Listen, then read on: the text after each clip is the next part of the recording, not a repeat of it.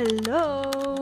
Začaly nám velké prázdniny a já jsem si říkala, že bychom si společně mohli vytvořit takový vision board. Já mám vytvořený takový celoročník, který mám na tapetě, na mobilu a na počítači, ale říkala jsem si, že bychom si společně mohli vytvořit vision board jenom na ty 2 měsíce, přeci jenom to bude takové konkrétnější a vytiskneme si to a dám si to hezky třeba na nástěnku, ať se na to dívám, aby se všechno splnilo. Jako první si otevřu takhle Pinterest a vytvořím si nástěnku, kde si naházím všechny věci, které bych chtěla, aby se za ty 2 měsíce splnily, nebo čím bych se chtěla ty 2 měsíce řídit. Já vím, že hodně lidí dělá přímo v Pinterestu ty různé koláže, ale mě to nevyhovuje, pro mě je to rychlejší, když si to udělám ve Photoshopu, takže jsem si ve Photoshopu naházela všechny ty obrázky a udělala jsem si z toho takovou koláž na A4 a potom jsem to takhle vyexportovala do PDFka a vytiskla a takhle už vypadá vytisklý vision board na červenec a srpen. Mám z toho mega radost a doufám, že se mi všechno z toho splní, tak se mějte krásně a papa.